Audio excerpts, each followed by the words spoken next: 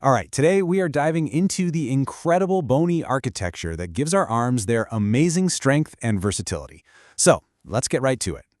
I mean, think about it. From throwing a ball to just typing an email, our arms do this huge range of tasks. So what's the secret? Well, it all lies in the elegant and really efficient design of the bones that make up the upper limb. And here it is. This is basically the blueprint for our entire journey today.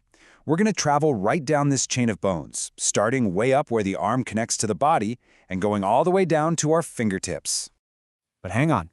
Before we really start our journey, we kind of need to learn the language of anatomy. Think of it like learning the directions on a map: north, south, east, west. It's going to make everything else so much clearer. First up, medial and lateral. Just imagine a line running right down the center of your body, from your head to your toes. Anything that's closer to that line, we call medial. And anything further away from it, that's lateral. Yep, it's as simple as that. Next, we've got proximal and distal. Now, this is all about where the limb attaches to your torso. Proximal means it's closer to that attachment point, so your shoulder is proximal to your elbow.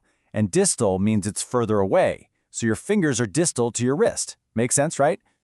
Okay, and this right here, this is a perfect illustration of our new terms. So, if you're standing in what we call the anatomical position, with your palms facing forward, the ulna is the medial bone of your forearm. See how it's closer to your body's midline? And the radius, well, that's the lateral one, see? We're already speaking the language. All right, now that we've got our new vocabulary locked in, let's kick off our journey at the very top, with the bones that anchor our entire arm to the rest of our skeleton. So meet the clavicle, or as pretty much all of us know it, the collarbone. Now, what's absolutely crucial to see here on the left is that it's the only direct bony link between your entire arm and your torso. That's it.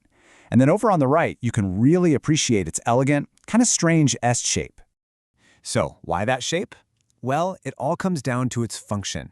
This strut analogy is absolutely perfect. The clavicle literally pushes the shoulder out and away from the body, and that's what gives our arm its huge range of motion. Seriously, without it, our arms would just kind of hang limply at our sides. Now, the other half of this whole anchor system is the scapula, or shoulder blade. And let me tell you, it is way more than just a simple flat bone. It's a seriously complex piece of engineering.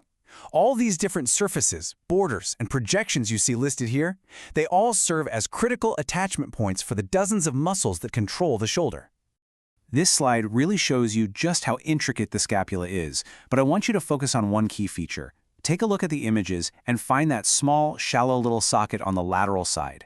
That's the glenoid cavity. It might not look like much, but this is the critical docking station. It's the exact point where the entire arm joins the shoulder. So now that we've seen the socket, let's take a look at the bone that fits perfectly into it. We're moving down into the upper arm now, a region that's defined by one single powerful bone. And here it is, the humerus. This guy runs all the way from that shoulder socket right down to the elbow. As the longest and strongest bone in the upper limb, it's basically the central pillar that all those powerful muscles of the upper arm have to anchor to. Now, the humerus has a funny little quirk. It actually has two necks.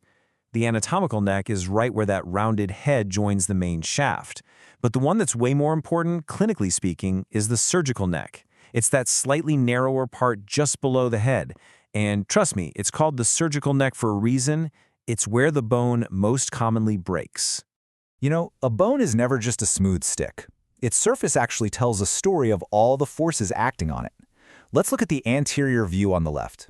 You see that rough patch about halfway down the shaft? That's the deltoid tuberosity, the specific grip point for your powerful deltoid muscle. Now, flip it over to the posterior view on the right. See that shallow, winding groove? That is the radial groove, a perfect protected channel for the radial nerve to travel safely down the arm. Okay, so let's cross the elbow joint.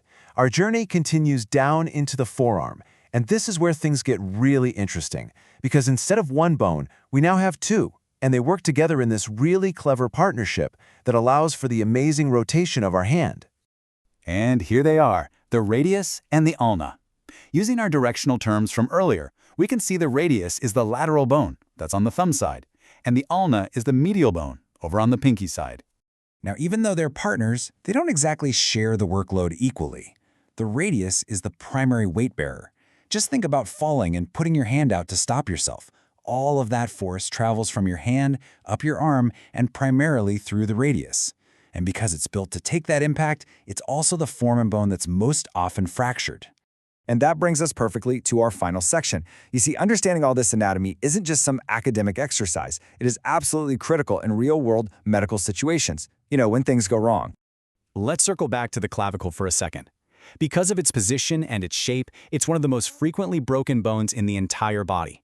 It often happens from a fall onto the shoulder or an outstretched hand. And here's the fascinating part. The break is rarely random. It almost always happens at a very specific spot, right at the junction where that S-curve transitions. This is the bone's built-in weak spot, a brilliant example of how a bone's unique shape directly influences how and where it's going to break. Okay, let's go back to the humerus, but let's look at it with a new lens. Notice all the major nerves, basically the wiring of the arm, that run in incredibly close contact with the bone. This proximity is everything. A bone break is never just about the bone. It's about what's right around it. And this is where knowing the anatomy becomes absolutely vital. This slide lays out the risks perfectly. A fracture at that surgical neck we talked about, that can threaten the axillary nerve.